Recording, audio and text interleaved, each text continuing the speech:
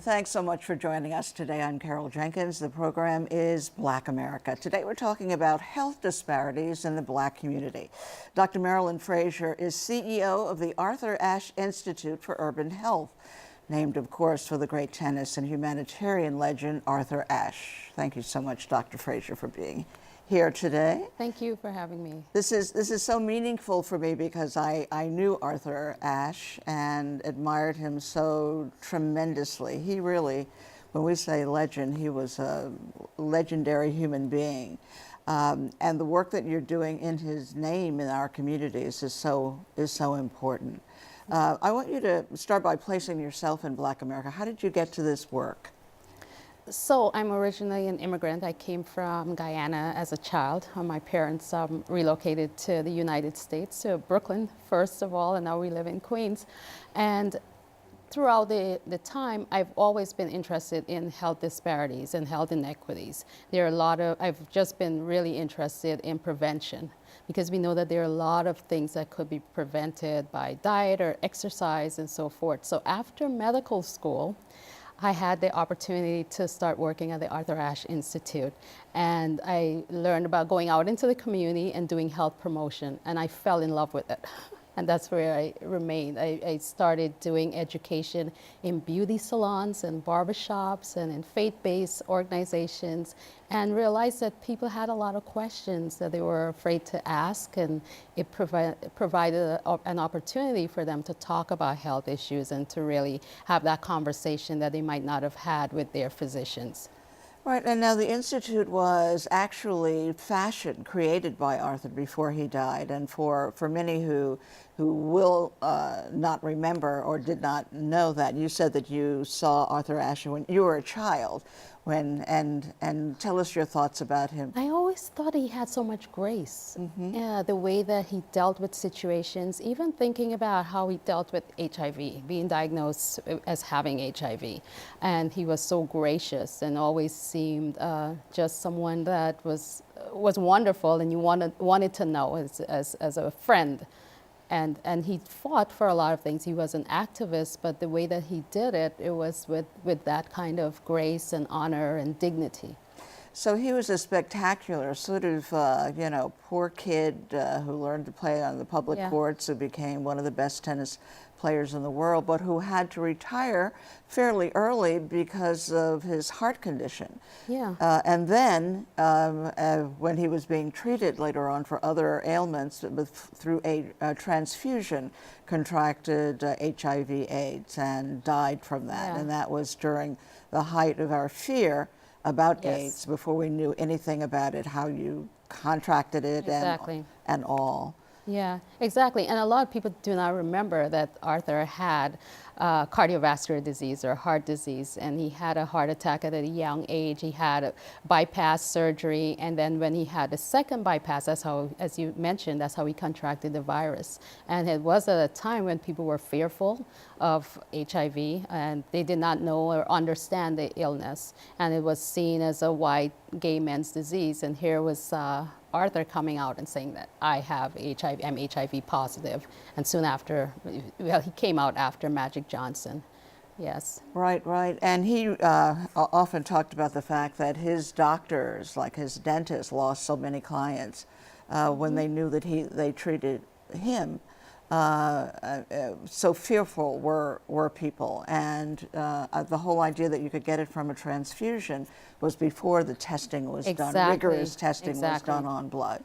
Exactly. And the thing that's so oftentimes still baffling, that after so many years of us knowing about HIV and how it's contracted, sometimes in our communities, people are still fearful. People still think that you can get it from sharing a glass, or if you share a utensil with someone, you can contract it. So the work that we do in terms of educating the community is so poignant and so important, that people understand the risk factors and understand how it can be contracted, but also what can be done to reduce some of those risk factors. So one of the amazing things that the Institute does is that you really are actually in the barbershops and hair salons where the people are. Talk to us about that work.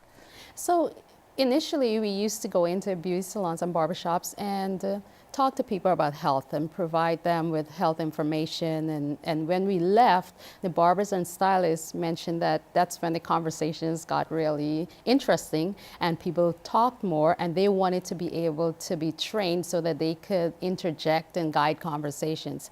So from going into just doing health promotion in beauty salons and barbershops, we decided to develop curricula to train barbers and stylists about various health issues and have them be the messengers to speak to their customers about whatever ailment it was.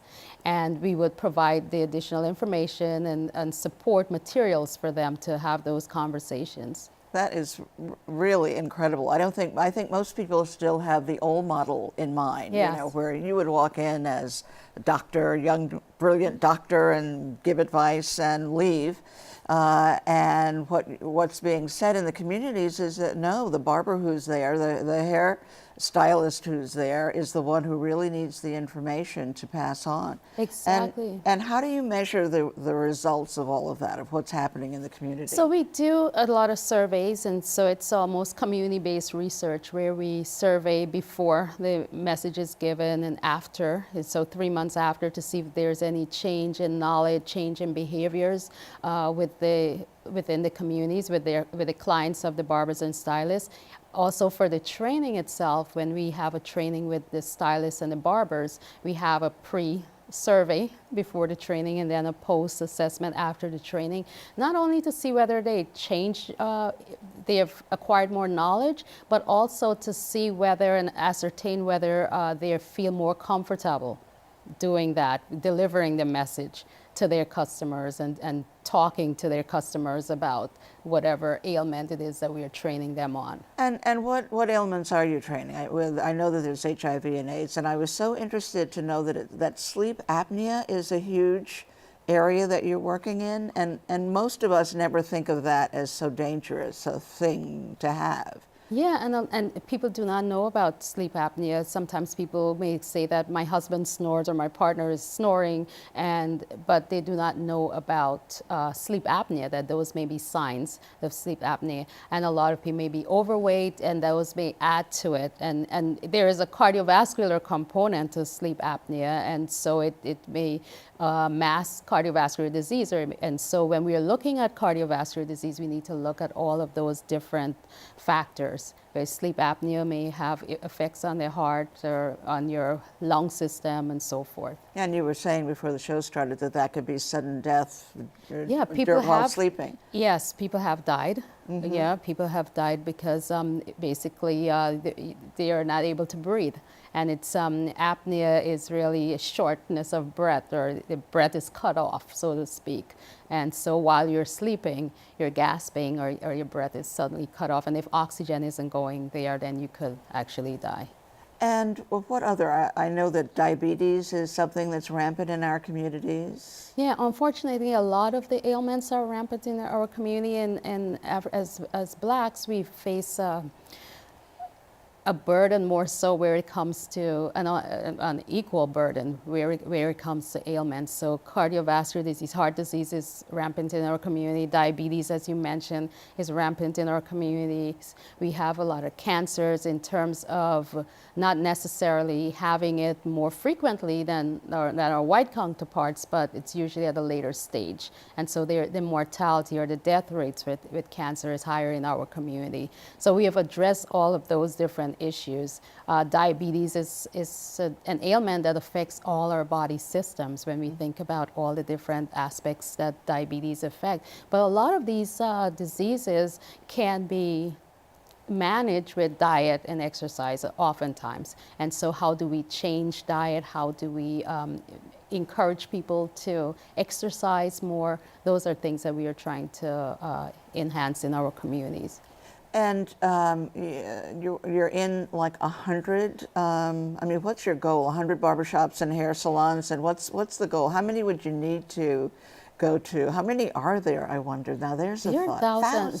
There are thousands of beauty salons and barbershops.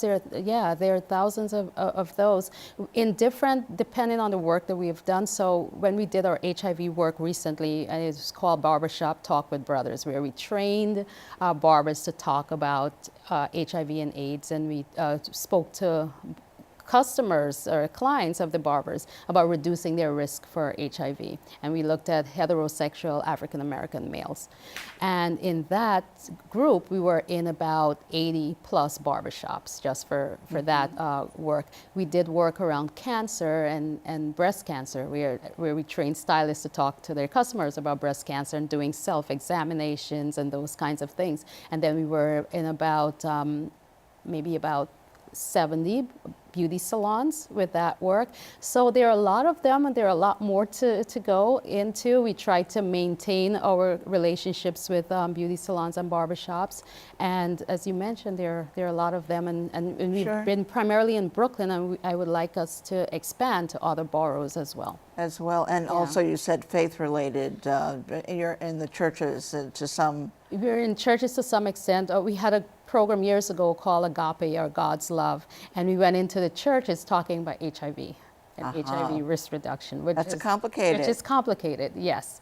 And there are curricula for churches on how you bring up this subject and the topic of HIV and HIV transmission and those things. So we utilize a curriculum that was already developed to go into churches and talk about that. Right. But since then, we have been in the churches talking about other things too. Right, yeah. And I saw a great photograph of some young people in lab coats, which. Oh yes, our Health Science Academy. Right. Yes, our Health Science Academy. So when Arthur founded the Institute, one of the things that he really wanted us to do, and he was passionate about, was changing the dynamics in terms of what the health professions look like, and making sure that we can improve and we can also increase the number of people of color in the health professions. So our Health Science Academy is a 3-year after-school science enrichment program, and these are for students that are interested in the health professions, and they come to us in the 10th grade. It's after school. They come to 10th grade through the 12th grade.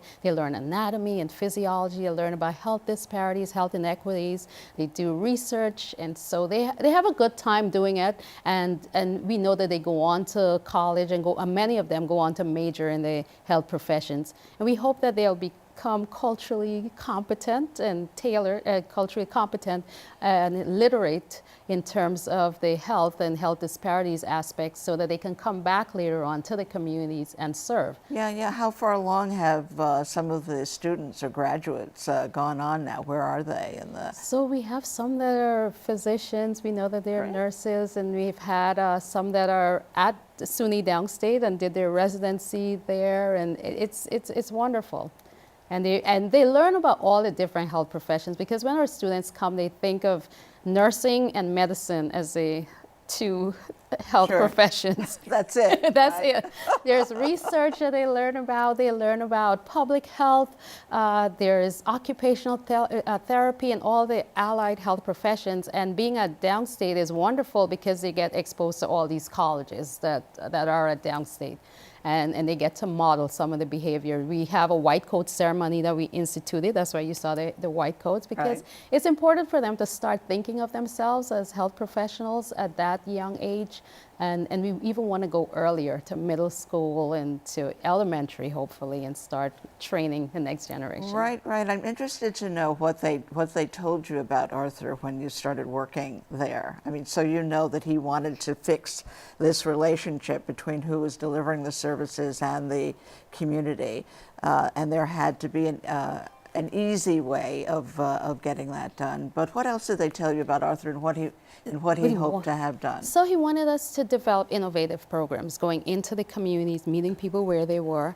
He wanted us to inform policy and be cognizant of the policies that were around in terms of health policies, educational policies, wanted us to train the next generation of health professionals wanted us to partner. Partnership was important in terms of partnering with academic institutions, being able to publish our research and publish the work that comes out from the Institute, and also being cognizant of the communities from which some of our people may come from, and in the countries from which they come from, and having partnerships with those countries as well. So where we are in Flatbush is a large Afro-Caribbean population and Afro-Caribbean community, so doing work or even understanding some of the disease issues within and the health issues within those countries themselves. So, so you got all of that introduction, because I was thinking there are so many people who would not remember or did not ever know who Arthur Ashe was, except that they will hear his name every year at the Open, because the stadium is named for him. And what is the connection with athletes? Because he was such the athlete, a graceful one, as you point out, but such the athlete. What is the relationship to what goes on at the Open and all with the work that you're doing?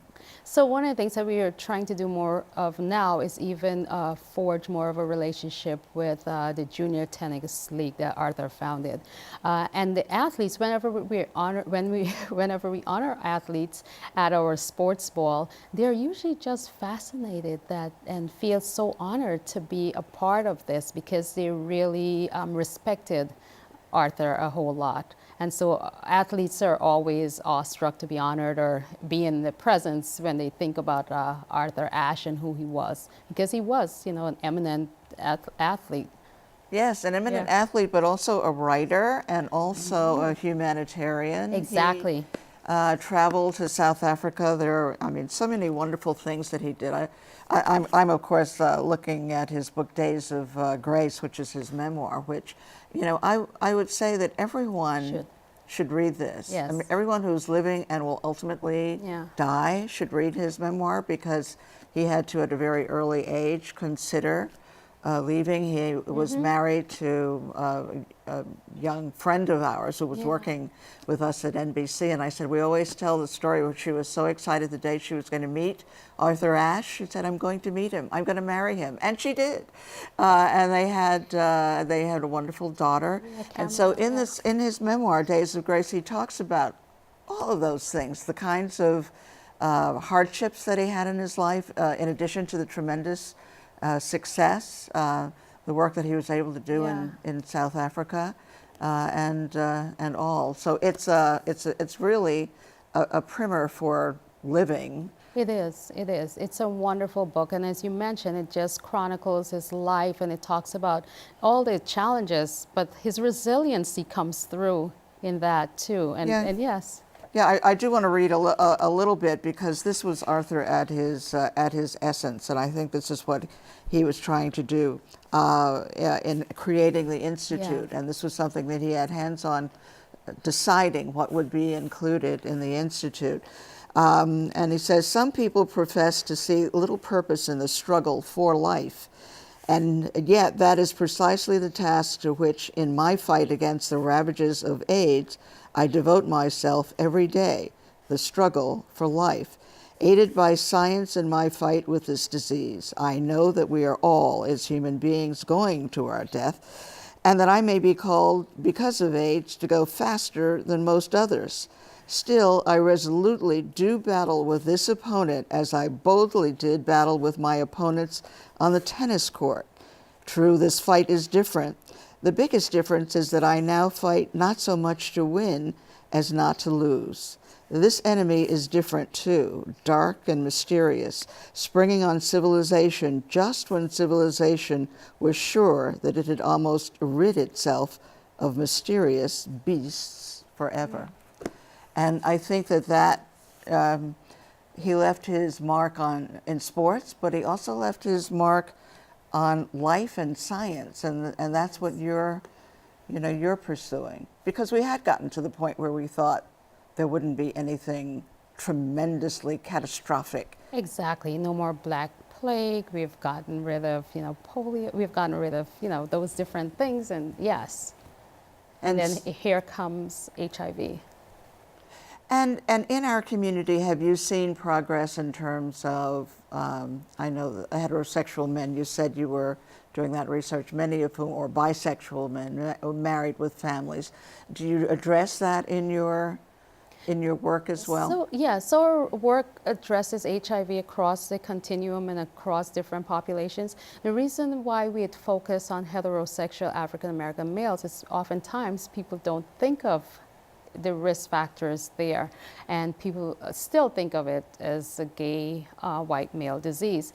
And so it was important to speak about that, and also because heterosexual women are affected too, and that's at one point the fastest growing population, right, the young women. Perhaps the most, right? Yes, the young women that are, yes. Right. And that's a fast growing population. So making sure that people were aware of the risk factors, aware of the ways that it can be transmitted, and what can be done to reduce those risks.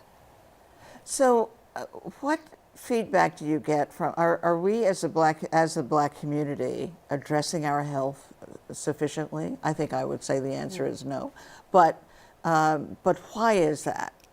Do you think? I think one of the things is not being aware of risk factors, not being aware of how to fight those risk factors or how to address those risk factors. And then there are so many other social issues, right, that come into play, what we call social determinants of health. So when we say to someone, okay, we need you to pick up this prescription, we need you to buy this medication, and that person doesn't have childcare, or they don't have transportation, or housing is an issue, those things take precedence over addressing health. And so you have all of these systematic things that need to be changed. Insurance, being insured. I mean, we talked about in the past about thinking about the Affordable Care Act and what it did for people, that a lot more people were insured, a lot more people were going to their doctors, and so there's that threat. We have issues now thinking about our political climate and immigration issues, where folks that may naturally want to go are scared to go to the doctor. And yeah, so you have all of those things within our communities. Yeah, well, the cost thing and the insurance is really, I was reading someone in social media who said, I have just spent my last $500 buying insulin for my daughter who could not afford it. And the prices for some medications have just skyrocketed. Yeah. And so we need more to be done for that. We need to really make sure that those things are addressed, that people are advocating for that. One of the things we talk about Arthur Ashe being such an advocate and activist, and we need people to stand up and talk about those things to make sure that policies are changed. Because we can educate people about health all we want to. We can educate them about eating the right things and exercising. But if there are certain systemic things that do not change, then the education goes to naught. So we always ask our guests to finish the statement, the strength of power of Black America lies in. What's your thinking about that? In our resiliency as a people, I think we have come a far way, and we've gone through so much as a people, and I think that we are very resilient, and so I think it lies in our resiliency. It lies in educating our youth so that they know about the past and that they can know which way they need to go in the future. And also to give back, educating people about giving back, because we did not get here on our own, and we need to really remember to give back to others. Yeah, and I'm fascinated by your dedication to this. So, what do you think about yourself when you think about how long you will do this and the progress that you're making, and upholding Arthur's work and his name and all of that? So I really enjoy doing the work. I'm really passionate about doing that, speaking to our community. And so that's something that's just going to be lifelong, I think, just in talking to people about health, because I think that there are so many things that could be modified and so many risk factors that could be addressed. I'm passionate about our youth and knowing that they are the next generation and they are the ones that will be the leaders and leaders now in their own right, but also future leaders. So I'm passionate about both aspects of the work that we do. I'm passionate about the activist role and the social justice aspect of the work that we do, making sure that people feel more empowered to go out and change policies and making sure that policies are changed so we can have better health outcomes. Well, I have a feeling that Arthur would have been very proud of the work that you're doing and pleased with your commitment. Thank you. You're a worthy successor to his desire to make sure that when he left here, that his work would not be abandoned. And I'm thrilled that you're continuing to do it. Thank you so much. Thank you so much. Dr. Fraser.